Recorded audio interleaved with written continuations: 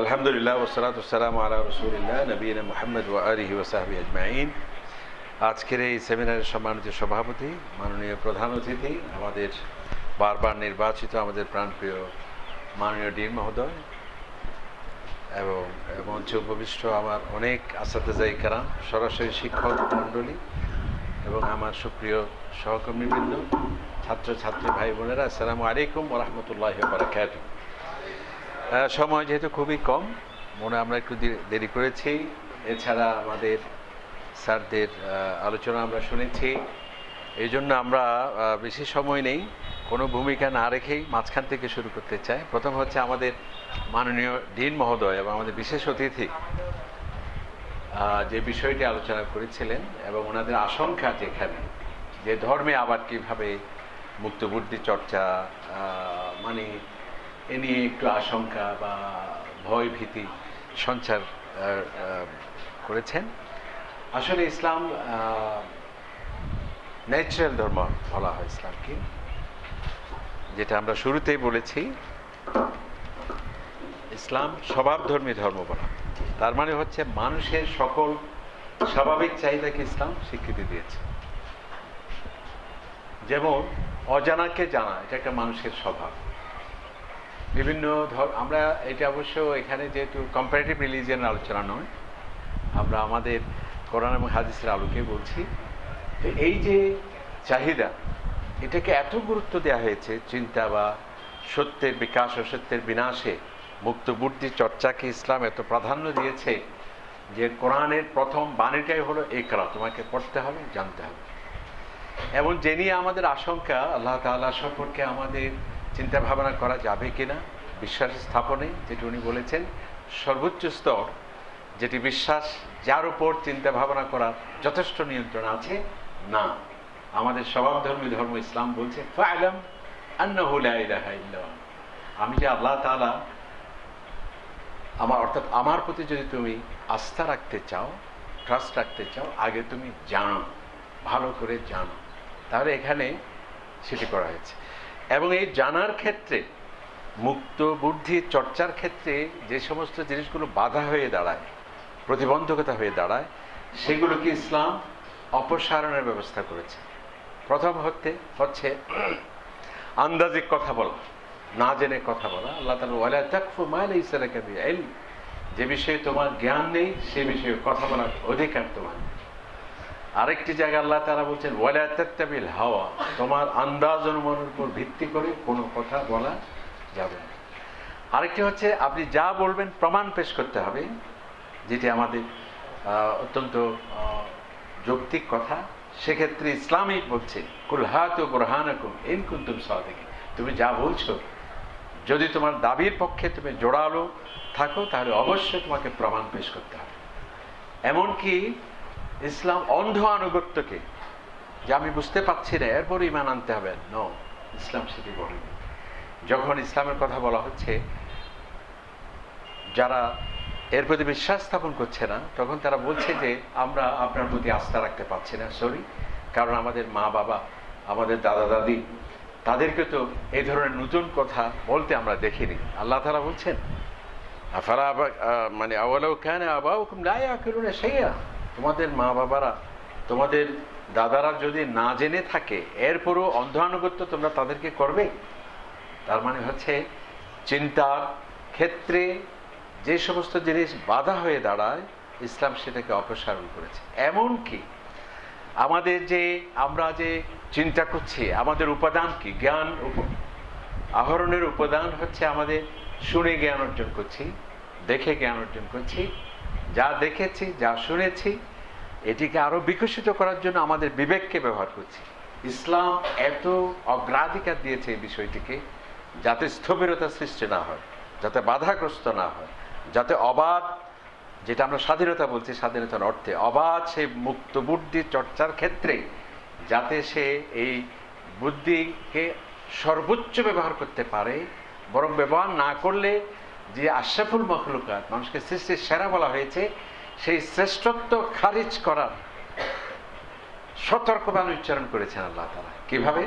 আল্লাহ তাআলা লাহুম আইয়ুনুল্লাহ ইবসিরুনা বিহা, কিছু লোক আছে তাদের চক্ষু আছে কিন্তু এটাকে সে সত্যকে জানার জন্য ব্যবহার করছে না, দেখছে ঠিকই কিন্তু সেটাকে এই যে মুক্তবুদ্ধি চর্চার ক্ষেত্রে আমরা বলতে পারি, বা সত্যকে নির্ণয়ের ক্ষেত্রে বলতে পারি, বা সত্যের প্রকাশে অসত্যের বিনাশে এই চক্ষুকে যে ব্যবহার করছে না, ওয়ালাহুম আযানুন লা ইয়াসমাউনা বিহা, যার কান আছে অথচ সে সত্যকে নির্ণয় করার ক্ষেত্রে এটিকে ব্যবহার করছে না, ওয়ালাহুম কুলুবুন লা ইয়াফকাহুনা বিহা, তাকে আমি বিবেক দিয়েছি, সেটাকে সে যা দেখেছে যা শুনেছে এটা বিকশিত করার জন্য কলবকে, তার বিবেককে, হৃদয়কে সে ব্যবহার করছে। উলাইকা কাল আনআম, আল্লাহ তাআলা কে বলছে সে সৃষ্টির সেরা, এটা একটা জীবজন্তু, অ্যানিম্যাল। সে আমরা এই ভূমিকা দিয়েই শুরু করতে চাই। তার মানে হচ্ছে ইসলাম আপনার ন্যাচারাল ধর্ম এবং মুক্ত বুদ্ধি চর্চার ক্ষেত্রে যা আছে বাধা সেগুলোকে অপসারণ করে আমাদের স্বাধীনতাকে সর্বোচ্চ প্রয়োগের ক্ষেত্রে ইসলামই সবচেয়ে বেশি ইতিবাচক সমর্থন এবং সাড়া দিয়েছে। আমরা প্রথম যেটি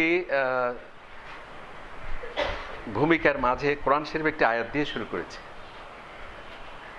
আমরা জানি যে আমাদের আগে আল্লাহ তাআলা অনেক সৃষ্টি করেছেন। মানুষের কত বড় মর্যাদা দেখুন, যে আল্লাহ তাআলা সৃষ্টি করবেন, তার কি আবার বিশেষ অধিবেশন ডেকে পরামর্শের প্রয়োজন আছে? স্রষ্টা উদ্যোগ নেওয়ার প্রয়োজন হয় না, ইচ্ছে করলেই তা কার্যকর হয়ে যায়। কিন্তু এই চিন্তার স্বাধীনতার মহানায়ক যারা হবে, এই মানুষ মুক্তবুদ্ধি চর্চার ক্ষেত্রে যারা মাইল ফলক হয়ে দাঁড়াবে, তাদেরকে আল্লাহ তাআলা কত বড় সম্মান দিয়েছেন যে তাঁর সৃষ্টির সেরা ফেরেশতাদের বিশেষ অধিবেশন ডেকে আল্লাহ তাআলা ঘোষণা দিচ্ছেন, ইন্নী জাইলুন ফিল আরদি খলিফা, মানুষের মর্যাদা। এবং এই মর্যাদার মাপকাঠি কি? ওই চিন্তার স্বাধীনতা এবং মুক্তবুদ্ধি চর্চার ক্ষেত্রে যা প্রতিভা আল্লাহ তাআলা মানুষকে দিচ্ছেন। তো আল্লাহ তাআলা কি বলছেন? ইন্নী জাইলুন ফিল আরদি খলিফা। এখানে বসে খলিফা শব্দের অর্থ নিয়ে নানাবিধ আছে, অনেকে আল্লাহর প্রতিনিধি বলেন, এটা জাস্ট এটা এখানে আলোচনার বিষয় নয়, কিন্তু এটা মুফাসসিরিন কেরামরা অনেক অর্থ বলেছেন। আপনি কিভাবে আল্লাহর প্রতিনিধি হবেন, যাই হোক সেদিকে আমরা যাচ্ছেন, এটা আরেকটা বিষয়, এটা আরেকটা সেমিনার। হ্যাঁ, এখানে খলিফার অনেকগুলো অর্থ আছে, যাই হোক। তো এরপরে যখন এই ঘোষণা ফেরেশতারা শুনলেন, যে ফেরেশতাদের কাজ হলো কি, যা আল্লাহ থেকে যারা কমান্ড পাবেন বিনা প্রশ্নে সেটা মানবেন এবং কোনো ধরনের লঙ্ঘনের কোনো সুযোগ তাদের নেই। দেখুন, তারা সর্বপ্রথম তাদের মতামত প্রকাশের ক্ষেত্রে তারা তাদের নিজের অভিপ্রায় এবং এক্সপ্রেশন, তাদের ওপিনিয়ন সেটা পেশ করছে। যে কারণ তারা বুঝতে পেরেছেন যে আমরা যা আছি, আমরা তো সদা সর্বদা সতত আল্লাহ তাআলার ইবাদত করছি, আবার নতুন করে একটা সৃষ্টি মানে নিশ্চয়ই একটা ব্যতিক্রম হতে যাচ্ছে। সম্ভবত তারা অনুমান করতে পেরেছেন যে আমার মনে হয় আমরা যে আল্লাহ তাআলার যে কমান্ডগুলো পাই বিনা প্রশ্নে যে আমরা মানি, হয়তো বা এমন একটা সৃষ্টি হতে যাচ্ছে তাদেরকে স্বাধীনতা দেয়া হতে পারে, তাদেরকে মুক্ত বুদ্ধি চর্চার সেই সুযোগ দেওয়া হতে পারে। সত্য এবং অসত্য প্রতিভাত হওয়ার পর কোনটি সেটি যথার্থ করার সেই ক্ষমতা তাদেরকে দেয়া হতে পারে। সেটি ফেরেশতারা আঁচ করতে পেরেছেন কিভাবে, তা নিয়েও অনেক বক্তব্য আছে, এটা আরেকটা সেমিনার, সেদিকে আমরা যাচ্ছি না। লৌহে মাহফুজ থেকে জেনেছেন অথবা তারা অনুমান করতে পেরেছিলেন। কি বললেন? আচ্ছা, জাআলু ফিহা মান ইউফসিদু ফিহা ওয়া ইয়াসফিকুদ দিমা, যারা আয় আল্লাহ এই স্বাধীনতা পেয়ে তারা কি এটার অপপ্রয়োগ করবে, সন্ত্রাস করবে এবং তারা বিভিন্ন হত্যাযজ্ঞ তারা চালাবে, তাদেরকে কেন সৃষ্টি করবেন? তাহলে তারা ভেটো দিলেন ফেরেশতারা। আল্লাহ তাআলা বলেন, ইন্নী আ'লামু মা লা তাআলাম, আমি জানি তাদের সৃষ্টির পিছনে রহস্য কি, যেটি তোমরা জানো না। এখানে আরেকটা বিষয় হলো, যে ফেরেশতারা কখনো প্রশ্ন করেননি আল্লাহ তাআলাকে, আর এই মানুষ যে প্রশ্ন করবে, মুক্তবুদ্ধি চর্চা করবে, পক্ষে বিপক্ষে মতামত দেওয়ার যে ক্ষমতা নিয়ে যেই জাতি সৃষ্টি হতে যাচ্ছে, তাদের সৃষ্টির অধিবেশনেই ওইটার প্রভাবটা ফেরেশতাদের উপর গিয়েও পড়ে। তারা বললো, প্রশ্ন করছে, মতামত প্রকাশের স্বাধীনতা অনেকটা। আল্লাহ তাআলা কিন্তু তাদেরকে ফেরেশতা থেকে খারিজ করে দেয়নি, এই এত বড় একটা তোমরা অবাস্তব ধর্মী প্রশ্ন করেছো, চুপ, খামোশ করে দেননি, এবং আল্লাহ তাআলা তাদের যথাযথ উত্তর দিই। এখানে আমরা আরেকটা রহস্য পাচ্ছি যে যে মানুষকে সৃষ্টি করার জন্য আল্লাহ তাআলা এত বড় উদ্যোগ দিয়েছেন, মানে করতে যাচ্ছেন, সেখানে ফেরেশতারা পর্যন্ত সেটি সংক্রমিত বলবো না, মানে তারাও যেন সেটাতে শেয়ার করলেন তাদের মতামত প্রকাশের স্বাধীনতা। সর্বপ্রথম ফেরেশতাদের আমরা সেখানে দেখছি কোরআনের ভাষায়। এরপর আল্লাহ তাআলা অনেক লম্বা ওয়াল্লামা আদমুল আসমা, যেটি আমরা আরেকটি বিষয় আমাদের বিষয়ের সাথে রিলেটেড। এরপর আল্লাহ তাআলা একটা ছোটখাটো পরীক্ষা নিলেন। হ্যাঁ, এই যে তারা ভেটো দিয়েছেন এটা বলা যায় না, তাদের মতামত প্রকাশ করলেন। আল্লাহ তাআলা আদমকে বিশেষ শিক্ষা দিলেন, ফেরেশতাদের তো শিক্ষা আছেই। এরপর একটি প্রশ্নপত্র রেডি করলেন আল্লাহ তাআলা। ফাকালা ইয়া আদম, এই প্রশ্নের উত্তর দাও তুমি। তিনি যথাযথ উত্তর দিলেন। ফেরেশতাদেরকে বলা হলো তোমরা উত্তর দাও। বলছে লা ইলমা লানা ইল্লা মা আল্লামতানা। দেখুন এখানেই ফেরেশতা এবং মানুষের তফাৎ। ওনাদের এলম নেই, জ্ঞান নেই, সেই কথা কিন্তু তারা বলে নেই। ওনারা বলেছেন আমাদের সেই ইলম আছে, জ্ঞান আছে যা আপনি দিয়েছেন। তার মানে তাদের জ্ঞানটা হচ্ছে অর্জিত, মানে যেটি অ্যাকার্ড, যেটা রিসিভড আল্লাহ তাআলার পক্ষ থেকে, যেটাকে বিকাশ ধর্মী নয়। আর এখানে আল্লাহ হযরত আদমকে যে জ্ঞান দিলেন সেই জ্ঞান হচ্ছে, এই জ্ঞানের মধ্যে তফাৎ হলো সেদিকে সে বিকাশ করতে পারে। অন্যান্য অ্যানিমেল, গাছ, প্রাণী জগৎ যারা আছে তাদের কিন্তু জ্ঞান আছে, কিন্তু তাদের সেই জ্ঞানটা হচ্ছে প্রতিরক্ষামূলক, আত্মরক্ষামূলক, কিন্তু সেই জ্ঞানটা বিকাশ ধর্মী নয়। ঠিক ফেরেশতাদের এখানে এই জ্ঞানটা হচ্ছে লা ইলমা লানা ইল্লা মা আল্লামতানা, আপনি যা আমরা শিখেছি সেটাই। এটাকে ব্যবহার করে আরো নতুন মাত্রা একটি জ্ঞান দেওয়ার সেই প্রতিভা তাদের স্বাভাবিকভাবে, তাদের সৃষ্টি গঠনের সেই প্রক্রিয়াটাই সেরকম ছিল। তাহলে এখানে আল্লাহ তাআলা আদমের শ্রেষ্ঠত্ব হলে কি দিয়ে? জ্ঞান দিয়ে। তো জ্ঞান মানে হলো যেটা আমরা বলি না যে হাত পা বেঁধে আপনি যদি আমাকে সাঁতার কাটতে দেন, তো আল্লাহ তাআলা যাকে এত বড় খলিফা বানিয়েছেন পৃথিবীতে এবং জ্ঞানের মাধ্যমে যে ফেরেশতাদের উপর জয়ী হয়েছে, তার হাত পা বেঁধে দেওয়া হবে এরপর জ্ঞান চর্চা করে, তা তো হয় না। এই জন্যে এই জ্ঞান যখন দেওয়া হলো ফেরেশতাদেরকে, আল্লাহ তাআলা আবার গার্ড বানানোর নির্দেশ দিলেন যে এই মানুষকে তুমি সম্মান প্রদর্শন করো। সুযোগ নেই বেশি আলোচনা করে। এরপর আরেকটি আয়াত আমরা এখানে নিয়ে আসছি, সেটা হলো ইন্না আরাদনাল আমানা আলাস সামাওয়াতি ওয়াল আরদ। আল্লাহ তাআলা এক জায়গায় বলছেন আমি একটি আমানত। এটি তো অবশ্য আমানত এক্স্যাক্টলি বাংলাটা কিভাবে হয়েছে বা আছে কিনা আমাদের জানা নেই, কারণ আমানত বলতে যেটা বোঝায়, আল্লাহ তাআলা বলছে আমি এই আমানত আমি অফার করেছি, দিতে চেয়েছিলাম।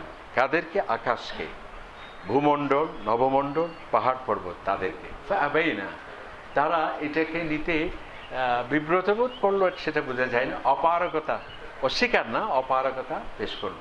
ওয়াহামালাহাল ইনসান, মানুষ সে স্বতঃস্ফূর্তভাবে সেটাকে সে নিল। এই আমানতটা কি? এই আমানতটা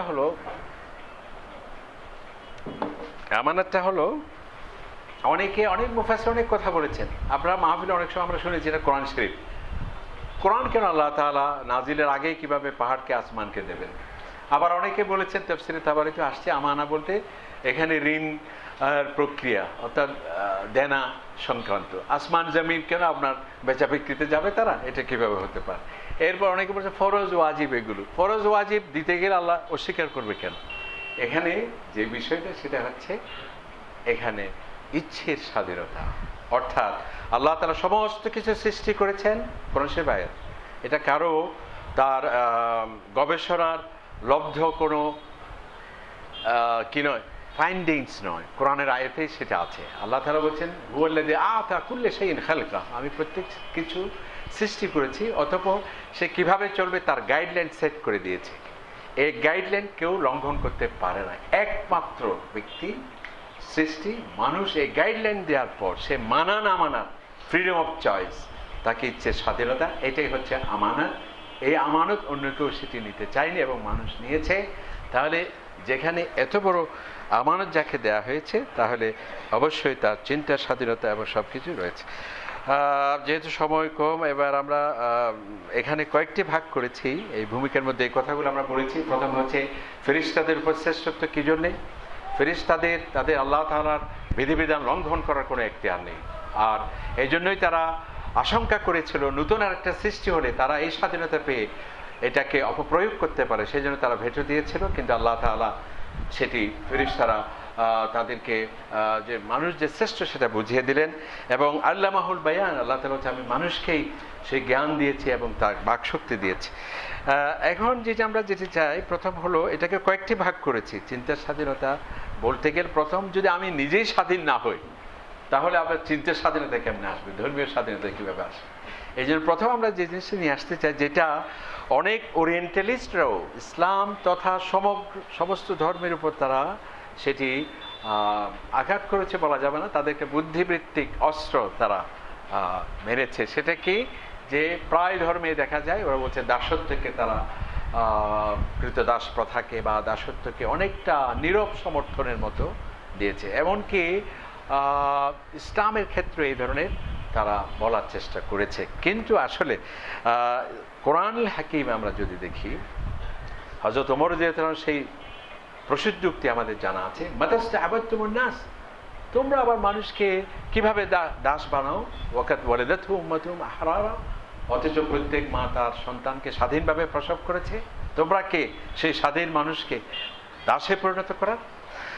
আমরা দেখছি যে আল্লাহ তাআলা কোরআনুল কারীমে এই যে দাসত্ব সেটি কিভাবে হয়, সেটি হচ্ছে এটা যাতে না আসতে পারে। আল্লাহ তাআলা প্রথম বলছে তোমরা সকলেই আদম এবং হাওয়া থেকে আমি তোমাদের সৃষ্টি করেছি, সুতরাং আমি শ্বেতাঙ্গ বলে কৃষ্ণাঙ্গ যারা আমাদের দাস হবে, আমি উচ্চবর্ণ বলে নিম্নবর্ণ আমাদের দাস হবে, এটি যাতে না হয় আল্লাহ তাআলা প্রথমেই কি করলেন, ইয়া আইয়ুহান নাস উবুদু রাব্বাকুমুল্লাযী খালাকাকুম, যে আমি তোমাদেরকে সৃষ্টি করেছি আদম থেকে এবং হাওয়া থেকে, আদম এবং হাওয়ারই তোমরা সন্তান। আরেকটি জায়গায় আল্লাহ তাআলা যে আয়াতটি বললেন যে নবীদেরকে মা কানা লিবাশারিন ইউতিয়াল্লাহুল কিতাব ওয়াল হুকমা ওয়ান নুবুওয়া, যাকে আমি নবুয়ত দিয়েছি, কোনো নবী এটা বলতে পারে না যে তোমরা আমার দাস হয়ে যাও, শুধুমাত্র দাসত্ব হবে আল্লাহ। তার মানে নবীদের মাধ্যমেও এই ঘোষণায় মানুষ যে কখনো দাস হতে পারে না সেটি বলা হয়েছে।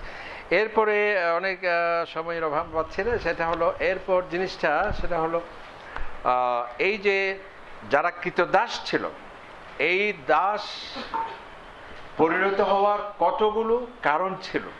যেমন ওই যে বললাম বর্ণবাদ, সেটিকে ইসলাম নিরুৎসাহিত করেছে। নিরুৎসাহিত মানে লা ফাদলা লি আরবিন, অনারবের উপর আরবের কোনো শ্রেষ্ঠত্ব নেই, কৃষ্ণাঙ্গের উপর শ্বেতাঙ্গের কোনো শ্রেষ্ঠত্ব নেই। এরপরে বিভিন্ন জাতীয়তাবাদ, আমরা ইউরোপিয়ান, আমরা আমেরিকান, আল্লাহ তাআলা ইন্না জাআলনাকুম শুউবান ওয়া কাবাইলা, তোমাদেরকে বিভিন্ন জাতিতে গোত্রে আমি পরিণত করেছি দাসত্ব করার জন্য নয়, এক্সচেঞ্জ অফ ভিউজ, তোমাদের মতের আদান প্রদান হবে, ভাবের আদান প্রদান হবে, সাংস্কৃতিক আদান প্রদান হবে। এরপরে যে এটি যুদ্ধ থেকেই দাসকোট থেকে আসতো, সেটার মূল উৎসটা ইসলাম বন্ধ করছে। প্রথম দেখুন, যুদ্ধে থেকেই সাধারণত বেশিরভাগ মানুষকে দাসত্ব করার একটা বড় উৎস ছিল, কারণ যুদ্ধে যারা পরাজিত হতো সেই পরাজিত বন্দীদেরকেই দাস বানানো হতো। কোরআনে পাকে সেই চিরচারিত প্রথাটি বন্ধ করে দিয়েছে। আল্লাহ পাক বলছেন কোরআন শরীফে, অনেক লম্বা আয়াত, অর্থাৎ যুদ্ধে যখন কেউ পরাজিত হবে এবং যারা বন্দী হবে তাদের ক্ষেত্রে আমার নির্দেশ হলো তোমাদের প্রতি ফাইম্মা মান্নান বা'দ ওয়া ইম্মা ফিদান, হয়তোবা তোমরা ক্ষমা সুন্দর সাধারণ ক্ষমা ঘোষণা করে তাদেরকে ক্ষমা করে দেবে, অথবা ফিদান মুক্তিপণ নিয়ে তাদেরকে তোমরা খালাস করে দেবে। তৃতীয় পন্থা, যেটা আবহমান কাল থেকে চলে আসছে, দাস বানানোর সেই সুযোগ এখানে রাখা হয়নি। তাহলে নতুন করে দাস সৃষ্টির পথকে ইসলাম বন্ধ করে দিয়েছে। এরপর দেখুন, যারা আছে সমাজে তাদেরকে মুক্ত করার জন্য ইসলাম কার্যকরী ব্যবস্থা গ্রহণ করেছে।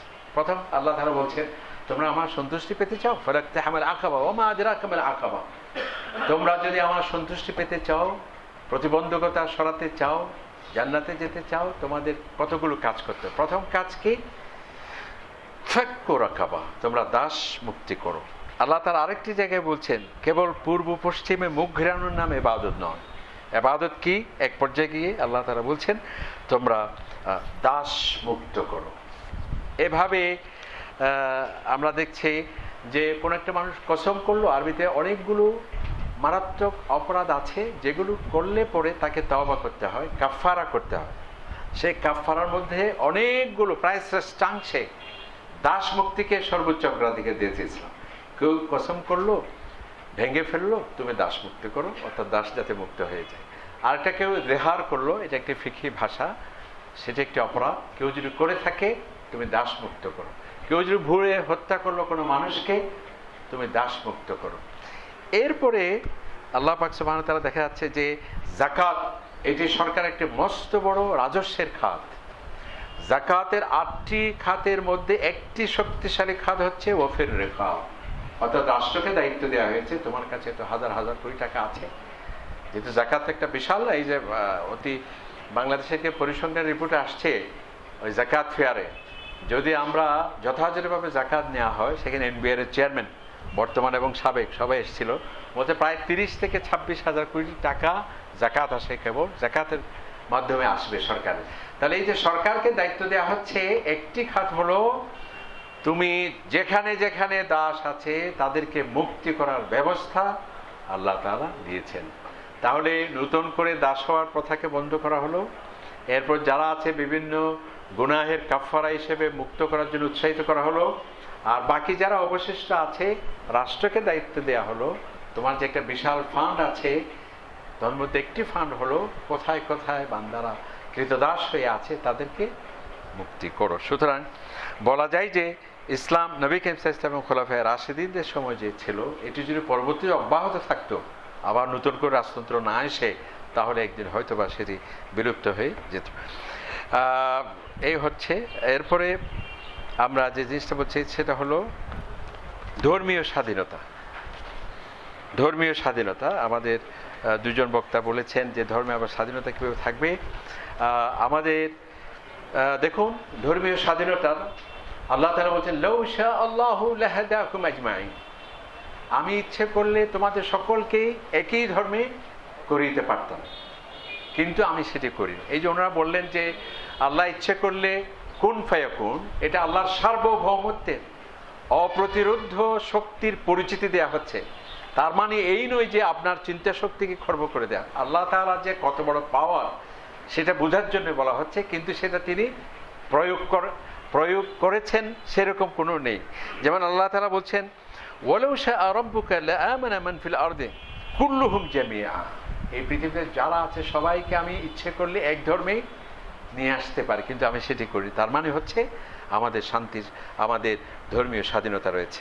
নবী করিম সাল্লাল্লাহু আলাইহি সাল্লাম তার খুবই কষ্ট হতো মানুষ যদি ঈমান না আনতো, কারণ ঈমান না আনলে তারা যে জাহান্নামে যাবে, তারা আল্লাহ তাআলার যে বিরাট ভাজন হবে, সেটা নবী করিম সাল্লাল্লাহু আলাইহি সাল্লাম অত্যন্ত মানবতাবাদী ছিলেন। তার ইচ্ছে ছিল যে সকলেই মুমিন হয়ে যাক। এই জন্য আল্লাহ তাআলা ওনাকে সাবধান করছেন, আফআনতা তুকরিহুন নাস, আপনি কি মানুষকে জোর করবেন হাত্তা ইয়াকুনু মুমিন, সবাই মুমিন হয়ে যাবে, যেখানে আমি চাই নাই, আমি ফোর্স করি নাই, আপনি ফোর্স করবেন না। লাস্তা আলাইহিম বিমুসাইতির।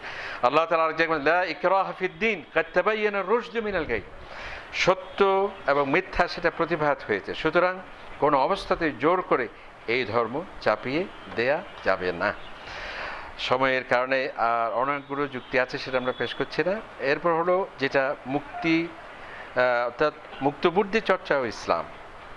আমরা আগেই বলেছি ইসলামের কোরআনের সবচেয়ে বেশি আমাদের আকলকে, আমাদের বিবেককে ব্যবহার করার জন্য সবচেয়ে বেশি জোর দেওয়া হয়েছে। এমনকি মানুষ যখন জাহান্নামে যাবে তখন তাদেরকে ফেরেশতারা প্রশ্ন করবে যে তোমরা আশরাফুল মাখলুকাত, তোমাদের বুদ্ধি ছিল, মেধাবী ছিলে তোমরা, এরপরও কেন এই দলে দলে তোমরা এখানে আসছো? তখন জাহান্নামীরা বলবে, দেখুন সেখানে মুক্ত বুদ্ধি চর্চার ক্ষেত্রে যে ইসলাম কত বড় গুরুত্বপূর্ণ ভূমিকা রেখেছে। তখন তারা স্বীকারোক্তি দিয়ে বলবে, লাউ কুন্না নাসমাউ নাকিল, আমরা যদি আমাদের এই কানকে ব্যবহার করতাম জ্ঞান অর্জনে, ও নাকিল, যদি আমরা বুদ্ধি প্রয়োগ করতাম, বুদ্ধি চর্চা করতাম, মা কুন্না, আজকে আমরা জাহান্নামে আসতাম না। তার মানে হচ্ছে আপনি বুদ্ধি চর্চা করা এবং বুদ্ধি প্রয়োগ করা এবং সত্যকে জানা, সত্যের প্রকাশ, অসত্যের বিনাশে আকলকে ব্যবহার করার ক্ষেত্রে আমরা ইসলামে কতটুকু গুরুত্ব সেটি আমরা একটু আগে বললাম। যেখানে আন্দাজ অনুমানের উপর কথা বলতে নিষেধ করা হয়েছে, লা তাত্তাবিল হাওয়া, এবং না জেনে কথা বলতে নিষেধ করা হয়েছে, ওয়ালা তাকফু মা লাইসা লাকা বিহি ইলম, এবং যা বলবেন দলিল পেশ করতে হবে। এগুলো তো আপনার আকলকে আমরা যদি চর্চা না করি তাহলে তো সেটি হবে না। এবং অন্ধ আনুগত্যকে অনুসরণ করতে না বলা হয়েছে। এমনকি আমাদের চক্ষু, আমাদের কর্ণ এবং আমাদের বিবেককে সেটি আমরা প্রয়োগ করার জন্য আল্লাহ পাক সুবহানাহু ওয়া তাআলা মুক্ত বুদ্ধি চর্চার ক্ষেত্রে আমাদেরকে কোরআনে পাকে অনেক জোর দেওয়া হয়েছে।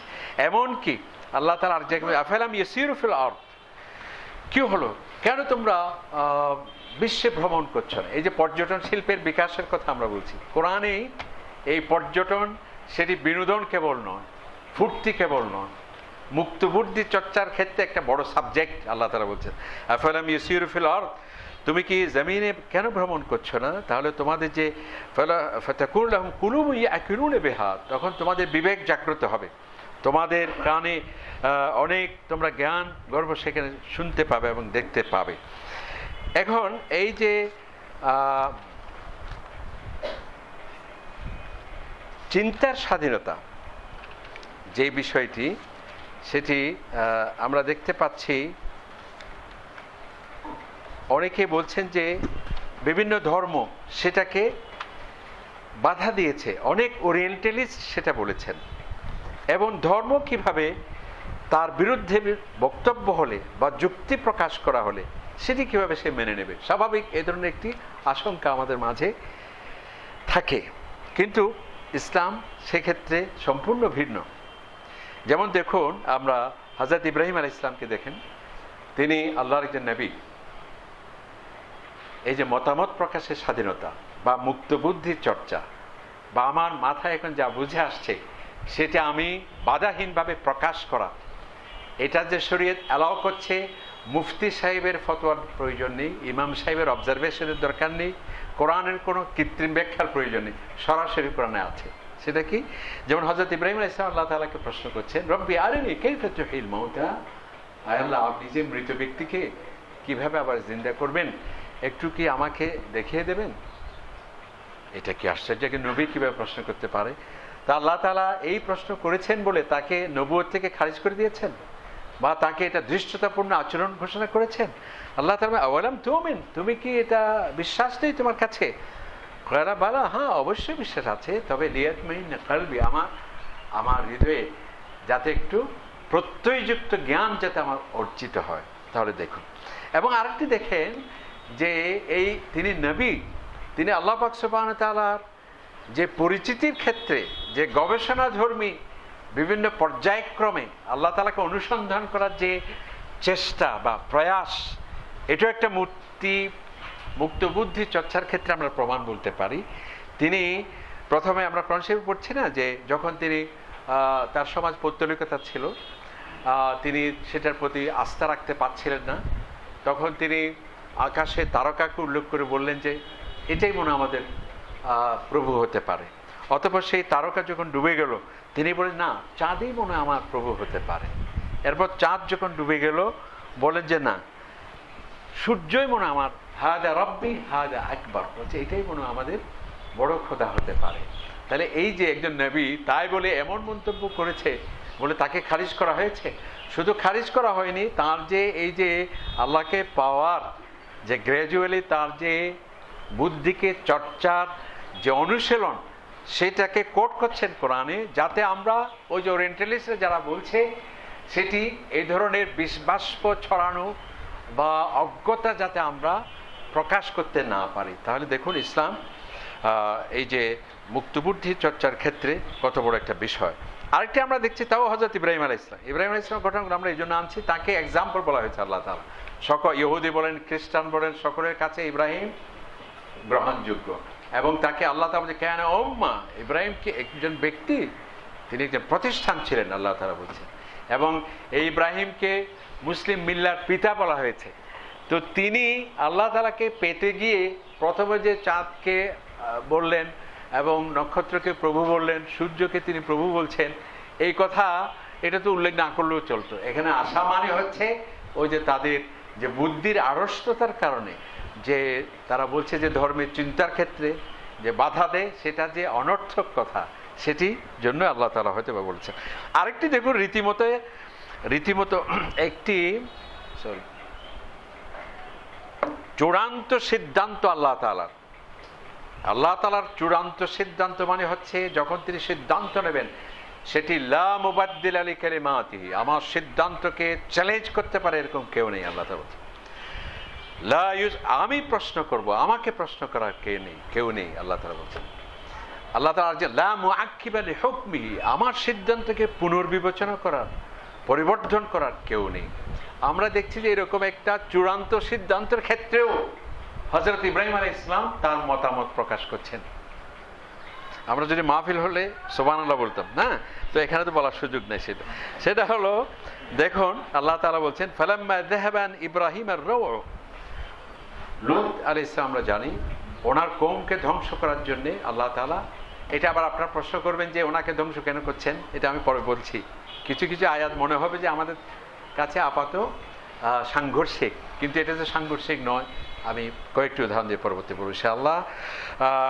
ওয়াজাতুমুল বুশরা, হযরতে ইব্রাহিম আলাইহিস সালাম সেই ফেরেশতা দেখে তিনি ভয় পেয়ে গিয়েছিলেন এবং অতঃপর তিনি বললেন যে না, আমরা সাধারণ মানুষ নই, আমরা আল্লাহর ফেরেশতা, আপনি শান্ত হতে পারেন। কেন এসছেন? আমরা ওদেরকে আমরা ধ্বংস করতে চাই। তখন উনি একটু আল্লাহ তাআলার কাছে ফরিয়াদ করছেন যে আয় আল্লাহ, এটি কি একটু এক্সপান্স করা যায় না, এটিকে কি পরিবর্তন করা যায় না? আল্লাহ তাআলা বলেন দেখুন আমাদের বড় শিক্ষা, ইউজাদিলুনা ফি কওমি লূত, ইব্রাহিম আমার সাথে তর্ক করছে। ইউজাদের মানে তর্ক করা। আমি আগেই বলছি যে ইসলাম যে একটা স্বভাবধর্মী ধর্ম, যেমন অজানাকে জানা, এই জন্য আল্লাহ বলছেন একরা। ক্ষুধার্ত হলে খাবার, এই জন্য আল্লাহ বলছেন কুলু, তুমি খাও। তর্ক করা একটা মানুষের প্রতিযোগিতা, এই জন্য আল্লাহ তাআলা ওয়াজাদিলহুম, তুমি তাদের সাথে বিতর্কে অংশগ্রহণ করো। এমনকি যাই হোক সময় নেই, তো এখানে হযরত ইব্রাহিম আলাইহিস সালাম আল্লাহ তাআলা ইউজাদিলুনা ফি কওমি লূত, লূত আলাইহিস সালাম ব্যাপারে আমার চূড়ান্ত সিদ্ধান্তের ক্ষেত্রে ইব্রাহিম আমার সাথে কি করছে, মানে বিতর্কে অংশগ্রহণ করছে। অতঃপর তাকে আমি জানিয়ে দিলাম ইয়া ইব্রাহিম আরিদান হাদা, এই ধরনের বিতর্কে অংশগ্রহণ করার সুযোগ কোনো এখন নেই। ইন্নাহু কাদ জা আমরু রাব্বিক, তাদের ব্যাপারে চূড়ান্ত সিদ্ধান্ত আমার হয়েছে, ঠিক আছে। ওয়াইন্নাহুম আতিহিম আযাবুন গায়রা মাউত। এভাবে আমরা দেখছি, দেখুন একজন মহিলা, এটা আবার নারী স্বাধীনতার কোরআন শরীফে এক আয়াত তো আসলে হাজার রকমের ব্যাখ্যা মানে যুক্তি দেওয়া যায়। একদিকে নারী স্বাধীনতা, আবার আরেকদিকে আমাদের বাক স্বাধীনতা, বা আরেকদিকে আমাদের মুক্ত বুদ্ধির চর্চা, সবটি আসছে। একজন মহিলা তার স্বামীর ক্ষেত্রে অভিযোগ পেশ করছে, হয়তো নির্যাতনকারী ছিল। জিহারের ক্ষেত্রে, এটা একটা ব্যাখ্যা, লম্বা সাবজেক্ট, আমাদের হযরত উলামায়ে কেরাম জানবেন। এক্ষেত্রে নবীকে ইসলামের কাছে তিনি অভিযোগ পেশ করলেন। আল্লাহ নবী অনেকটা চুপ ছিলেন, বা সেটি কার্যকরী ব্যবস্থা গ্রহণে কিছুটা হয়তোবা সময় নিচ্ছিলেন চিন্তা ভাবনা করে। আল্লাহ পাক সুবহানাহু ওয়া তাআলা সেই এটাকে এভাবে বলছে, দেখুন কাদ সামিআ আল্লাহ কাওলাল্লাতী তুজাদিলু, একজন মহিলা যে আপনার সাথে বিতর্কে অংশগ্রহণ করছে, আপনি কোনো মতামত দিচ্ছেন না, আমি আল্লাহ তাআলাই এখনই মতামত পেশ করছি। তার মানে এখানেও বিতর্ক বলা হয়েছে, অর্থাৎ ওই মহিলা তার স্বামী বিষয়ক নিয়ে নবী ইসলামের ক্ষেত্রে বিষয়টি এমনভাবে করছে সেটা। আরেকটি হলো, দেখুন মতামত প্রকাশের স্বাধীনতা। আজকে আমরা ইন্টারফেইথ ডায়ালগের কথা বলছি, আধুনিক স্লোগান মনে হচ্ছে, অনেক পুরনো স্লোগান, আমাদের কোরআনই বলছে। এবং এখানেই মুক্তবুদ্ধি চর্চার সেই শুধু ইঙ্গিত নয়, নির্দেশ আল্লাহ তাআলা কি, নবীকে সাল্লাল্লাহু ওয়াজাদিলহুম বিল্লাতী হিয়া আহসান, হে নবী যারা ইহুদি আছে, খ্রিস্টান আছে, অন্যান্য ধর্মের আছে, তাদের সাথে আপনি বিতর্কে অংশগ্রহণ করুন। তো বিতর্ক কি এক পক্ষে দেবে না দুই পক্ষ থাকবে? তো উনি কি আপনাকে ফুলের শুভেচ্ছা দেবেন, আপনার খুবই মুখরোচক কথা বলবেন, প্রশস্তি গাইবেন, আপনার তো সমালোচনা করবে এবং আপনার নানাবিধ যুক্তিগুলো খণ্ডন করার চেষ্টা করবে। তাহলে বিপক্ষ যুক্তি পেশ করার যে এখতিয়ার, এটাই তো হলো মুক্তবুদ্ধি চর্চা, এটাই তো হলো বাক স্বাধীনতা। তো সেটি তো কোরআনেই বলছে আল্লাহ, ওয়ালা তুজাদিলু আহলাল কিতাব ইল্লা বিল্লাতী হিয়া আহসান, তুমি আহলে কিতাবদের সাথে বিতর্কে অংশগ্রহণ করো, যেটা ইন্টারফেইথ ডায়ালগ আমরা বলছি। এবং বর্তমান পৃথিবীতে যে সংঘাত, এই যুদ্ধ, এটির একমাত্র সমাধান হচ্ছে ইন্টারফেইথ ডায়ালগ, সেটা আমাদের কোরআনেই সেটি বলছে। আরেকটি দেখুন, যেহেতু এটা মূল বিষয়, এই জন্য আমরা এটার একটু দলিলগুলো একটু বেশি বলতে চাই। মুক্তবুদ্ধি চর্চার ক্ষেত্রে দেখো, যদি আজকে এটি নবী ইসলামের সাথে না হতো এবং আল্লাহ রসুল যদি এটি সমাধান না দিতেন, পরবর্তীতে প্রত্যেকটা ইমামরা, ফকিরা হযরত ওমরকে নাউজুবিল্লাহ, বা যিনি ওই কথা বলেছেন তাকে কাফের ফতোয়া দিত। আমাদের বুদ্ধির কিসের কারণে? আড়ষ্টতার কারণে।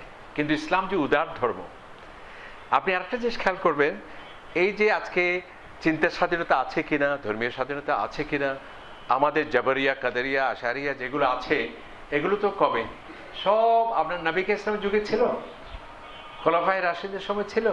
কেন ছিল না? কারণ তারা তখন কোরআন শরীফের সরাসরি আয়াতে তারা কোনো ধরনের সাংঘর্ষিকতা দেখেনি, কারণ যেহেতু এর উপর তাদের পর্যাপ্ত নলেজ ছিল, আরবি ব্যাপারে তাদের জ্ঞান ছিল, এবং তারা সুস্পষ্টভাবে সেটি দেখেছে এবং নবী ইসলাম থেকে সেটা শুনেছেন, প্র্যাকটিস করেছেন যে সেটি আছে, সেই জন্যই করা হয়।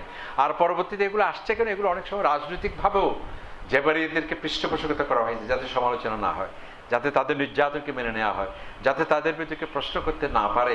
রাজনৈতিক কারণে অনেক সময় এই মতবাদগুলো পরে গিয়ে প্রতিষ্ঠিত হয়েছে। তো এখানে আমরা দেখছি হযরত ওমর রাদিয়াল্লাহু তাআলা আনহু হুদায়বিয়ার সন্ধির সময়, খুবই কঠিন একটি সময়, যখন নবী করিম সাল্লাল্লাহু আলাইহি ওয়াসাল্লাম সেই চুক্তি স্বাক্ষরের সময় এমন একটি কঠিন পরিস্থিতি সেখানে বিরাজ করছিল, সেখানে বুদ্ধি মুক্ত বুদ্ধি চর্চার দরকার খুবই ছিল, প্রকট ছিল। সেখানে আমাদের হযরত ওমর রাদিয়াল্লাহু তাআলা আনহু তিনি তার মতামত প্রকাশ করছেন কিভাবে। দেখুন, আজকে হলে নাউজুবিল্লাহ ফতোয়া দেয়া হতো। এটি শুধু একজন নয়, তবারি তার তারিখে নিয়ে আসছেন, ইসহাক তার ফিসিরা এই কথাটা নিয়ে আসছেন, ইবনে সাদ আত-তাবাকাত আল-কুবরা বইয়ে নিয়ে আসছে।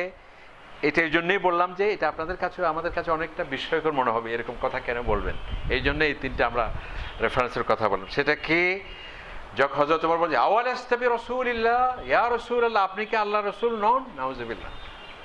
যদি তাই হয় কেন এই দুর্বল চুক্তি আমরা মানতে যাব? নবী করিম বলেন, বেলা অবশ্যই আমি আল্লাহর রাসূল। এরপর তিনি বলেন আওয়ালাসনা মুসলিমিন, আমরা কি মুসলিম নই ইয়া রাসূলুল্লাহ? বলছে হ্যাঁ অবশ্যই আমরা মুসলিম। আওয়ালাইসু মুশরিকিন, তারা কি মুশরিক নন? বলছে হ্যাঁ। আওয়ালাইসাল ইসলামু বিদিনিল হক, ইসলাম কি তাহলে সত্য ধর্ম নয়? কেন আমরা এই ধরনের দুর্বল চুক্তি এবং যা আমাদের কপটতা বলতে পারে সেরকম চুক্তি আমরা মানবো? ফাআলামা নুতি হাদিদ দানিয়া, যদি সবটি সঠিক হয়ে থাকে ইয়া রাসূলুল্লাহ, তাহলে কেন আমরা সেটা মানতে যাব? নবী ইসলাম তো তাকে কি দেননি, তাকে সাহাবী থেকে খারিজ করে দিয়েছেন। তার মানে হচ্ছে আপনার মতামত প্রকাশের এই যে স্বাধীনতা, ওনার বুদ্ধিতে যা আসছে তা প্রয়োগ করা এবং বলা, সেটি যে অ্যালাউ করছে সেটি। আরেকটি ঘটনা, সেটি আমরা ওই যে খোলাফায়ে রাশিদিনদের যুগেও সেটি আমরা দেখেছি, যে হযরত ওমর রাদিয়াল্লাহু তাআলা একবার ওই যে আইন করছিলেন, মাহার বিষয়ক একটি আইন, যেখানে অনেকটা কণ্ঠভোটে পাশ হতে যাচ্ছিল। তখন তার পার্লামেন্ট ছিল না, এভাবে কণ্ঠভোট মানে সবাই নীরব থেকেছিল, সেটা পাশ হয়ে যাচ্ছে যে উনি মাহারটাকে একটা সহনীয় পর্যায়ে নিয়ে আসতে চেয়েছেন, একটা ফিক্সেশন করার জন্য উদ্যোগ নিয়েছিলেন যে বেশি মাহার হতে পারবে না। তখন একজন মহিলা এসে বললেন যে এ ওমর, তুমি কি আইন করছো? আমাদের কোরআনে যেটা স্বাধীনতা দিয়েছে, আল্লাহ তাআলা বলছেন যে তোমাদের কাকেও যদি অঢেল সম্পদ মাহার হিসেবে দেওয়া হয়, বিয়ে বিচ্ছিন্ন হলো এই অঢেল সম্পদ যা মাহার হিসেবে দেওয়া হয়েছে তা তুমি নিতে পারবে না। ও মহিলা বললেন আল্লাহ তাআলা যেখানে অপশন রেখেছে তুমি কি আবার এটাকে ফিক্সেশন করো? হযরত ওমর কি করেছিলেন, উনি কি জবরিয়াদেরকে শনাক্ত করেছিলেন, সমর্থন করেছিলেন, আমি যা বলবো সেটাই মানতে হবে? তখন তিনি বলছেন না, আসাবাতিল মারআ, যে মেয়েটি যথার্থ বলেছে, আমি ওমর ভুল করেছি। এক্ষেত্রে আমি সময়ের অভাবে ওটা বললাম না যে আরো অনেক কিছু। এখন আমরা মূল বিষয় আরেকটি, যেটি এটা আসলে মূলত ফিলোসফিরই সাবজেক্ট, এটা অবশ্য আবার ধর্মবিজ্ঞানের সবারই সাবজেক্ট, সেটা ইচ্ছের স্বাধীনতা আছে কিনা। আমরা এই সমস্ত যে কথাগুলো এখন বলে আসছিলাম সেখানেই অবশ্যই সেটা ছিল, ইচ্ছের স্বাধীনতা যে মানুষের আছে। এই যে আমরা ইচ্ছের স্বাধীনতার ক্ষেত্রে এত আশঙ্কা কেন?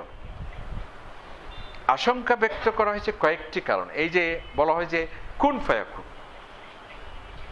কুন ফায়াকুনে আপনার আমার অসুবিধা কি? এটা তো আল্লাহ তাআলার পরিচিতি, আল্লাহ যে সার্বভৌমত্ব, আল্লাহ যে অবিভাজ্য শক্তির উৎস, আল্লাহ যে পরমত শক্তির উৎস, যেটাকে আমরা ওই যে সার্বভৌমত্বের যে সংজ্ঞাগুলো, এগুলো আশা করো মানুষ বা স্টেটের ক্ষেত্রে হয়তো রূপকর্তে প্রযোজ্য হতে পারে, প্রকৃত অর্থে একমাত্র আল্লাহ তাআলা আল্লাহর পরিচয় দিতে বলেছেন সেটা। কিন্তু আল্লাহ তো আপনাকে বলেছেন যে তোমার দিন, তোমার ধর্ম তুমি স্বাধীনভাবে পালন করবে, তোমার ধর্মমত নির্বাচনের ক্ষেত্রে আমি ফোর্স করব না। আর যেটা এটা বলা হয়েছে আল্লাহর পরিচিতি, আল্লাহ তাআলা যে দুর্বল আল্লাহ নয়, যে অনেকে সময় নেই, আমাদের কম্পারেটিভ রিলিজিয়নে বিভিন্ন ধর্মে দেখা যাচ্ছে আল্লাহ তাআলা মানুষের সুরতে আসছেন এবং একটা নবীর সাথে কুস্তি খেলছেন এবং আল্লাহ তাআলা পাচ্ছেন না, অনেক দূর থেকে আসছেন, তো এরপর তিনি ওনাকে অনুরোধ করছেন ইয়াকুবকে যে আমি আর পাচ্ছি না, ঠিক আছে তোমার অনেক শক্তি আছে, আমাকে ছেড়ে দাও। তখন আল্লাহ তাআলা বললেন যে না, ইয়াকুব বলল যে না, তোমার সাথে একটা চুক্তি হতে হবে, যত নবী পাঠাবে আমার ছেলেদের মধ্যে পাঠাতে হবে, ঠিক আছে। তারপর ছেড়ে দেওয়া হয়েছে। এটাই কি আল্লাহ? এটা যাতে কুসংস্কার আমাদের মধ্যে না আসে, তা আল্লাহ তাআলার পরম শক্তির, অবিভাজ্য শক্তির যে পরিচয় দেওয়া হয়েছে, এটাকে আপনি আপনার স্বাধীনতাকে খর্ব করার ক্ষেত্রে কেন টেনে নিয়ে আসছেন? যেমন দেখুন, কোরআন শরীফে সে বিভিন্ন আয়াত আছে যেগুলো আমরা খণ্ডিত নিয়ে আসি, এর আগে যে আয়াতগুলো আসছে সেগুলো আমরা অর্থ না নিয়ে আসি, সেই জন্য আমাদের কাছে দান্দিকতা মনে হয়। আমি আগেই বলেছি, মহানবীর যুগে তো কোনো কেউ প্রশ্ন করে নাই, কারণ তারা কোরআন শরীফ পুরোটা তারা রপ্ত করেছে এবং জানতো, বুঝতো। খোলাফায়ে রাশিদিনদের সময় সেটি আসে নাই, কারণ তারা ইসলামের তখন প্রকৃষ্ট উদাহরণগুলো সেখানে আছে। তখন ইসরায়েলিয়াত সেখানে অনুপ্রবেশ করেনি, তখন সেখানে মানুষের তাফসিরের নামে আপনি আল্লাহ, তাফসির মানে কি? আল্লাহ তাআলার কোরআনকে এত অস্পষ্ট যে আপনি মানুষ স্পষ্ট করবেন? কোরআন শরীফে কি এমন বৈপরীত্য রয়েছে তুমি মুফাসসির সাহেব এখানে সমাধান দেবে? আল্লাহ তাআলার যে এতই দুর্বোধ্য যে মানুষের সীমিত জ্ঞান দিয়ে এটাকে সুপাঠ্য করবে? আসলে তাফসির মানে কি? তাফসির তো একমাত্র অথরিটি নবী করিম সাল্লাল্লাহু আলাইহি ওয়াসাল্লাম, এবং নবীও কেন? যেহেতু আল্লাহ তাআলাই ওহী দিচ্ছেন। তো এই যে নবী ইসলাম এবং খোলাফায়ে রাশিদদের সময় যেহেতু এটাই ছিল, এই জন্য সেখানে স্বচ্ছ ধারণা ছিল, এগুলোর কোনো চিন্তাই ছিল না, প্রশ্নই উঠে নেই। কারণ আমরা অনেক ভালো শিক্ষক যখন ক্লাস করেন, দেখা যায় যে কোনো প্রশ্নের অবকাশই নেই, কারণ যা কিছু প্রশ্ন আসতো সবটাই সেখানে আসছে। তো পরবর্তীতে কেন আসলো এগুলো? ওই সেখানে গ্রিক দর্শন ঢুকেছে, অ্যারিস্টটল ঢুকেছে, গ্রিক ঢুকেছে, অনারব অনেকেই ঢুকেছে যাদের কোরআন হাদিসের পর্যাপ্ত জ্ঞান নেই, বিভিন্ন অন্যান্য ধর্ম থেকে আসছে, সেগুলোর সাথে ইসলামকে মিলিয়ে ফেলা হচ্ছে, তখন এই সমস্যাটা সৃষ্টি হয়েছে। তো আমরা জাবারিদের দৃষ্টিভঙ্গি জানি। মুতাজিলিরা, জাবারিরা বলে যে মানুষের কোনো ইয়ে নেই, মুতাজিলিরা বলে যে না, হ্যাঁ অবশ্যই আছে, তবে খারাপ কোনো জিনিসের ক্ষেত্রে আল্লাহ তাআলার কোনো হাত নেই, আল্লাহ তাআলাকে একজন চুরি করবে সেটা কিভাবে শক্তি দেওয়া হবে। আবার কেউ বলেছে যে না, মানুষ পূর্ণ স্বাধীনও না, আবার কেউ পূর্ণ অধীনও না। আবার আমাদের সুফিয়ানে কেরাম তারা আরেক নতুন তারা কি দিয়েছে, মতামত দিয়েছে, আল্লাহ তাআলার ইচ্ছেই কেবল আমাদের ইচ্ছা নয়, বরং আল্লাহর এমন কিছু বান্দা আছে যাদের ইচ্ছায় আল্লাহর ইচ্ছা কি পরিবর্তন হয়। ইন্না লিল্লাহি, না নাউযুবিল্লাহ না, এটা এটা একটু ব্যাখ্যা দিলে আলহামদুলিল্লাহ হবে। কারণ হচ্ছে আল্লাহ তাআলা কোরআনে বলছেন, মানে বুখারী সে মানে আদ আলী ওলি, যারা আমার প্রকৃত অর্থে আল্লাহর ওলি, তারা যখন কিছু চাইবে আমি তখন সেটা দেই। বুখারী শরীফে আসছে। তো এখানে এটা একটু প্রয়োগ করা হয়েছে ওইভাবে, কিন্তু যদি অর্থ দেওয়া হয়, ব্যাখ্যা করা হয়, তাহলে সেটি হয় না। যাক, তো এই যে এটা কেন এই চিন্তার ক্ষেত্রে, স্বাধীনতার ক্ষেত্রে, ইচ্ছের স্বাধীনতার ক্ষেত্রে আমাদের প্রশ্নগুলো কি জন্য আসছে? ওই যে ইনশাআল্লাহ বলতে বলেছেন আমাদের প্রফেসর সাহেব, আল্লাহ তাআলা বলেন ইন্নী লা তাকুননি ফাইলুন, এই তুমি কে কালকে আমি এই কাজ করব বলা, যদি আমি শক্তি না দেই? ওনারা বলে যে হ্যাঁ, তাহলে তো আমাদের কি নেই, স্বাধীনতা নেই। কিন্তু এটা কি জন্য বলা হয়েছে এটা আমাকে বুঝতে। ওয়া তাশাউনা ইল্লা ইয়াশা আল্লাহু রাব্বুল আলামিন, তুমি কি চাইবে, আমি যা চাই সেটাই তুমি চাইবে, এখান থেকে সেটা চলে আসছে। যেমন হযরত নূহ আলাইহিস সালাম এক পর্যায়ে গিয়ে বলছেন, যিনি 950 বছর দাওয়াত দিয়ে বললেন যে লা ইয়ানফাউকুম নুসহি ইন আরাদতু আন আনসাহা লাকুম, আসলে তোমাদেরকে উপদেশ আমি ইচ্ছে করলেও তো পারবো না। ইন কান আল্লাহু ইউরিদু আন ইউগবিয়াকুম, আল্লাহ যদি তোমাদেরকে গোমরাহ করতে চায়, পথভ্রষ্ট করতে চায়, আমার কি করার আছে? এই যে এগুলোকে তারা কাজে লাগে। আরেকটা হচ্ছে কুল মান যাল্লাযী ইয়াসিমুকুম মিন, এভাবে অনেক আয়াত আছে কোরআন শরীফে। তোমার ইন আরাদা সুআন, ইন আরাদা বিকুম সুআন আও আরাদা বিকুম রাহমা, আল্লাহ তাআলা যদি তোমাদের কোনো অকল্যাণ চান, আমার কি সাধ্য আছে সেটি অপসারণ করার? এখন আসুন আমরা এই জিনিসগুলো একটু ব্যাখ্যা করে আমাদের শেষ করতে চাই। প্রথম হলো, অবশ্যই মানুষের ইচ্ছে স্বাধীনতা আছে। এর প্রমাণ কি? লক্ষ লক্ষ নবীদেরকে কেন প্রেরণ করা হলো? কেন আল্লাহ তাআলা বলছেন লিকুল্লি কওমিন হাদ, গোত্রে গোত্রে আমি নবী পাঠিয়েছি, ওমা আরসালনা ইল্লা বিলিসানি, ভাষায় ভাষায় আমি নবী প্রেরণ করেছি, ওয়া মিন উম্মাতিন ইল্লা খালা, প্রতিটা জাতিতে জাতিতে আমি নবী প্রেরণ করেছি। যদি আমাদের ইচ্ছের স্বাধীনতাই না থাকে, নবী কেন প্রেরণ? ইচ্ছের স্বাধীনতাই যদি না থাকে, কিতাব কেন আল্লাহ তাআলা দিলেন? এবং কোরআন শরীফ সুস্পষ্ট আয়াত, লাইসা লিল ইনসানি ইল্লা মা সাআ, আল্লাহ তাআলা বলেন মানুষ তাই পাবে যা সে চেষ্টা করবে। এটার কি আপনি উত্তর দেবেন? আল্লাহ তাআলা মান ইহতাদা ফাইন্নামা ইহতাদি লিনাফসিহি, এবং যে ব্যক্তি আপনার সঠিক পথ প্রাপ্তির জন্য এগিয়ে আসলো, সেই সঠিক পথ প্রাপ্ত পালো, সঠিক পথ পেল। ওয়ামান দাল্লা ফাইন্নামা ইয়াদুল্লু আলাইহা, আর অনেক আয়াত আছে, ইন্না হাদাইনাহু সাবিলা ইম্মা শাকিরা ওয়া ইম্মা কাফুরা, আমি আমার নবীদের মাধ্যমে, আসমানি কিতাবের মাধ্যমে সুস্পষ্ট করেছি হক কোনটি, বাতিল কোনটি, এখন তুমি বেছে নাও, ইম্মা শাকিরা ওয়া ইম্মা কাফুরা, তোমাকে আমি ফ্রিডম অফ চয়েস দিয়েছি, তুমি মেনে কৃতজ্ঞ বান্দা হতে পারো, অকৃতজ্ঞ হতে পারো। আল্লাহ তাআলা বলছেন।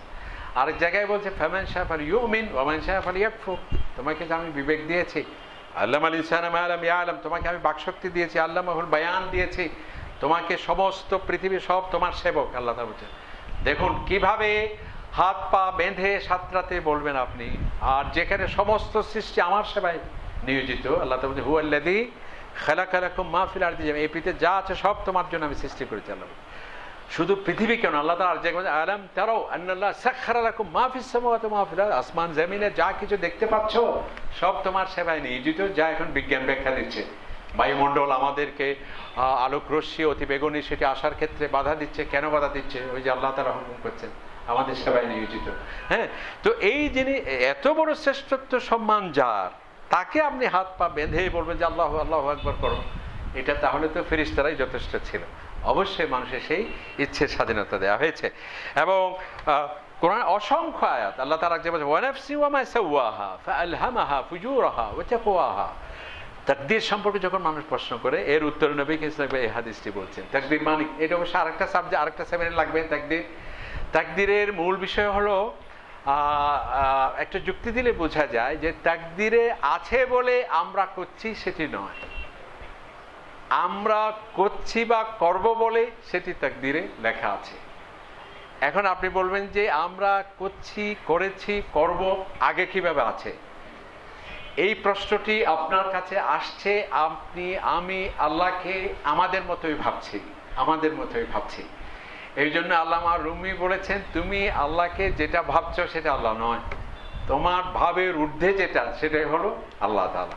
তো একজন মানুষ, যেমন একজন শিক্ষক, আপনাদের আমরা স্যাররা আছেন, আমাদের স্যাররা আছেন, পরীক্ষা তো আসলে একটা পদ্ধতি আর কি, কিন্তু এটা কি একমাত্র পদ্ধতি মেধাবী যাচাই করার? অনেক সময় দেখা যায় অনেক মেধাবী ছাত্র সে পরীক্ষা ভালো করতে পারে না, তো পরীক্ষার আগেই কিন্তু স্যার বলতে পারে কে কোন গ্রেড পাবে, কিন্তু এর আগে তো আমরা বলতে পারছি না।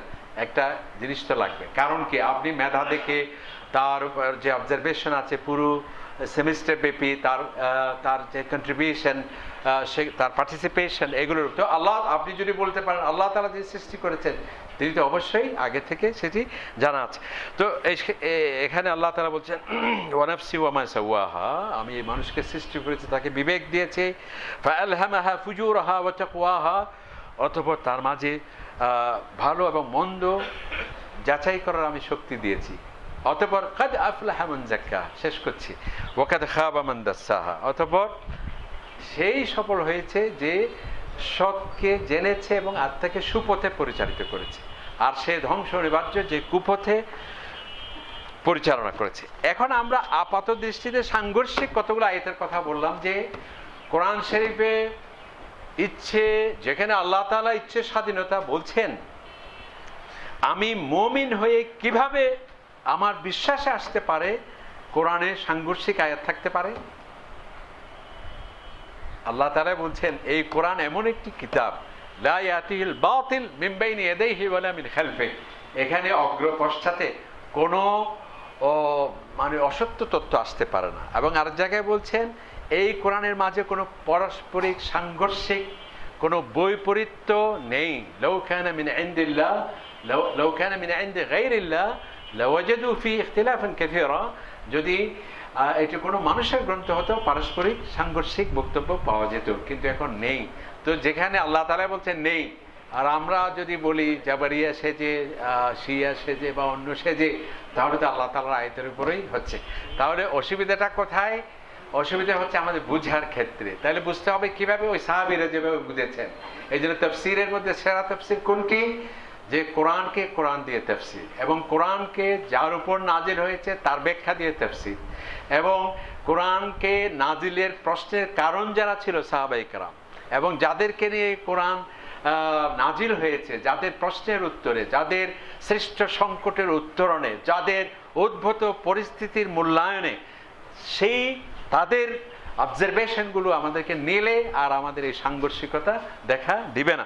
যেমন দেখুন একটি আয়াতে যেটি আল্লাহ তাআলা বলছেন, দেখুন এই আয়াতটা যেটা জাবারিয়ার, ওয়াইদা আরাদাল্লাহু বিকওমিন, আল্লাহ তাআলা বলছেন কোনো গোত্রের যদি আমি অকল্যাণ করতে চাই, কোনো জাতির, ফালা মারাদ্দা লাহু, এই অকল্যাণকে অপসারণ করা সে কে? আবার আমি ছাড়া কেউ নেই।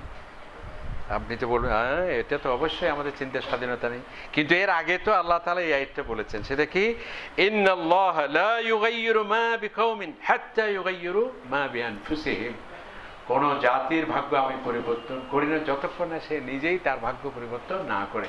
এখন কেউ যদি মন্দটাকেই বেছে নিল এবং সিদ্ধান্ত নিল এবং অটল রইল, আর কোনো কিছুই আমি যুক্তি শুনতে চাই, আমি এটাকেই মানবো, তাহলে আল্লাহ তাআলার কি ঠাঁই পড়েছে যে আপনাকে ইচ্ছে করে সেই অকল্যাণ থেকে কল্যাণের পথে নিয়ে আসা? সেক্ষেত্রে আল্লাহ তাআলার সিদ্ধান্তটা কার্যকর হয়। যেমন হযরত নূহ আলাইহিস সালাম কেন এই কথা বললেন, ওয়ালা ইয়ানফাউকুম নুসহি, আমার কল্যাণ, আমার নসিহত তোমাদের দিয়ে কি হবে? আমি তো ইচ্ছে করলে আপনাদেরকে হেদায়েত করতে পারবো, যদি আল্লাহ তাআলাই যদি তোমাদেরকে গোমরাহ করতে চান।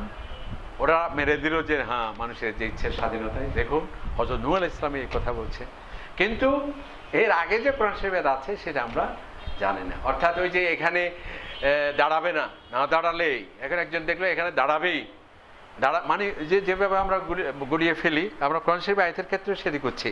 এর আগে কি আয়াত বলছে আল্লাহ সুবহানাহু ওয়া তাআলা? তারা তো নূহ আলাইহিস সালামকে তিনি 950 বছর দাওয়াত দিয়েছেন নূহ আলাইহিস সালাম, এবং তিনি যখন যেতেন ওরা মুখকে আড়াল করে রাখত, যখন উনি বক্তব্য দিতেন ওরা চিল্লাতে থাকতো যাতে ওরা শব্দ না আসে, এবং তাকে বলো ইয়া নূহ কাদ ফাআকসারতা জিদাল, তুমি আমাদের সাথে দারুণ বিতর্ক করছো এবং আমাদের সীমা ছড়িয়ে গেছে। ফাতিনা বিমা তাইদুনা, তুমি যে বলো তোমার সাথে বেয়াদবি করলে নাকি কি শাস্তি হবে, কই উদাহরণ সহ আমাদেরকে দেখাও তো। তাহলে যারা 950 বছর সেটি মানছে না এবং তার সাথে যত প্রকার দৃষ্টিতে সব করছে, এবং তার সাথে বেয়াদবি করলে আল্লাহর অকল্যাণ মেনে চললে যে আযাব আসে সেটাও তারা চাচ্ছে উদাহরণসহ, এটা তো অ্যাবস্ট্রাক্ট জিনিস, আমরা কনক্রিট করতে চাই, তখন আল্লাহ তাআলা তখন তিনি এই কথাটা বললেন। তাহলে এখানে কোনো সাংঘর্ষিকতা নেই। যেমন আরেকটি আয়াত, এটা আমরা কয়েকটি আয়াতের জন্যই বলছি, যেমন আরেক জায়গায় বলছেন কুল মান আল্লাযী ইয়াসিমুকুম মিনাল্লাহ ইন আরাদা সুআন আও আরাদা বিকুম রাহমা, আমি আল্লাহ তাআলা যদি তোমাদের কল্যাণ চায়, তোমাদের যদি রহমত চায়, তাহলে কে তোমাদেরকে এটার ক্ষেত্রে তোমাদেরকে রক্ষা করবে এই অকল্যাণ থেকে? এটা কি জন্য বলা হয়েছে? এর আগের আয়াতটা দেখতে হবে।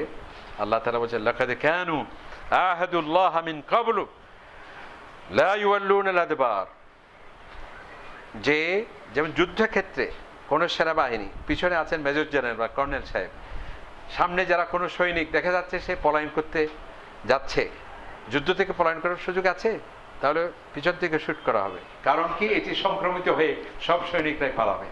তো এটি যে প্রতিরক্ষা কৌশল 1400 বছর আগে কোরআন দিচ্ছে।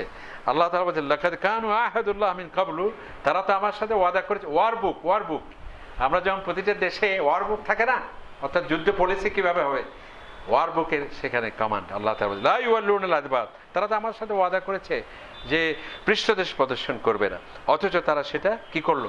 লঙ্ঘন করলো। তখন তাদের যারা লঙ্ঘন করবে বা এই ধরনের দৃষ্টিভঙ্গি পোষণ করছে তাদেরকে সতর্কবাণী উচ্চারণ করার জন্য আল্লাহ তাআলা এখানে বলছেন। আর সুযোগ নেই। আরেকটা হচ্ছে আল্লাহ তাআলা যত জায়গায় বলছেন ইন বলেছেন, যদি আমি চাই, তো যদি আমি চাই তো সেটা বলে যদি, তার মানে আল্লাহ যে পাওয়ার আছে, আমি ইচ্ছে করলে তোমাকে হত্যা করতে পারে, তুমি আমার সাথে করছো, কিন্তু আমি কি তাকে হত্যা করেছি? আমার যে ক্ষমতা আছে সেটা দেখার জন্য আমি বললাম। ঠিক এখানে আল্লাহ পাক সুবহানাহু ওয়া তাআলার যে কতগুলো ল অফ নেচার আছে, যেটাকে প্রাকৃতিক নিয়ম কানুন, যেটা আল্লাহ লঙ্ঘন করেন না, সুন্নাতুল্লাহি আছে না, যে ওয়ালান তাজিদা লিসুন্নাতিল্লাহি তাবদীলা, আমার ল অফ নেচারকে আমি কি করি না, লঙ্ঘন করি না। কিন্তু এত সত্ত্বেও আল্লাহ তাআলা আরেক জায়গায় বলছেন আমি তো ইচ্ছে করলে এই দিনকে থামিয়ে দিতে পারি, সারমাদান ইলা ইয়াউমিল কিয়ামা, আমি যদি এই দিনকে থামিয়ে দিই কিয়ামত পর্যন্ত, কে আছে যে আবার রাতকে নিয়ে আসতে পারে? আবার আরেক জায়গায় আল্লাহ বলছে আমি যদি এই রাতকে থামিয়ে দিই, কে আছে এই সূর্যকে আড়াল থেকে আবার নিয়ে আসার? তো আল্লাহ তাআলা যদি বলছেন, এখানে কি নিয়ে আসছেন সেটা, তার মানে হলো এগুলো আল্লাহ তাআলার যে সার্বভৌমত্ব। আসলে আপনাদের কাছে যেটা আসছে, যেটা দিয়েছি, এখানে অনেকগুলো সেখানে আমি নিয়ে আসতে পারিনি। আমার সরাসরি ওস্তাদ আমাদের প্রফেসর ডক্টর আকম আব্দুল কাদের স্যার, এটাও উনি মানে যেহেতু আমরা ওনার ছাত্র, উনি আগে থেকে একটা ধারণা আমার সম্পর্কে জানেন। আমাদের ভাইকে বলছেন যে গিয়াসউদ্দিন সেমিনার দেবে আমার তো বিশ্বাস হচ্ছে না। সে লেখা দেবে বলে আমার কাছে, এমনকি আরও আশ্চর্যের হবে আপনার যেদিন সেমিনার হবে সে ইউনিভার্সিটিতে আসবে কিনা। তার মানে এটা উনি যথার্থই বলেছেন। তো এই জন্যে উনি কিন্তু আমাকে জোর করে দিয়েছেন যে না স্যার যেহেতু এটা বলছেন বা অন্যরা বলছেন আপনাকে অন্তত 2 পাতার হলেও লিখে দিতে হবে। আমি তো আবার টাইপ করতে পারি না। তা আমাদের এক বন্ধু ছিল, তাকে আমি যা এমলা করেছি অর্থাৎ যতটুকু আবৃত্তি করেছি তাও অনেকটা বলতে হবে টেলিপ্রিন্ট, মানে টেলিপ্রিন্টার বা টেলিসার্জারির মতোই অনেক দূরে অবস্থান। তো তিনি মোটামুটি লিখেছেন। এরপরও অনেক কিছু আছে ইনশাআল্লাহ সামনে সময় পেলে। আমরা যেমন যারা বিভিন্ন পাবলিক মাহফিলে ওয়াজ করি বলি যে আজকে তো বলতে পারলাম না, আগামীতে যদি দাওয়াত দেওয়া হয় ইনশাআল্লাহ আরো বিস্তারিত করা হবে। এই বলে শেষ করছি। আসসালামু আলাইকুম ওয়া রাহমাতুল্লাহি ওয়া বারাকাতুহু। আসলে কথা আমাদের স্যাররাই বলবেন। আমি মনে করি আমার এই বক্তৃতাটা, আমার যে কথা বলছি এটা হলো যে একজন স্যার ক্লাস নেওয়ার পর ছাত্রদেরকে দাঁড় করানো, আমি কি বলেছি বড় আমরা আজকে সেটাই অনেকটা প্র্যাকটিস করলাম। আমাদের প্রফেসর কাদের স্যার এবং আমাদের ইংলিশের প্রফেসর মোহাম্মদ আলী স্যার এবং আমাদের আরেকজন বিশাল ইসলামী চিন্তাবিদ আন্তর্জাতিক আমাদের আহমদ আলী স্যার, ওনার থেকে যা আমরা শুনেছি আজকে আমরা হাজিরা দেওয়ার চেষ্টা করলাম। বাকিটা আমরা আসসালামু আলাইকুম।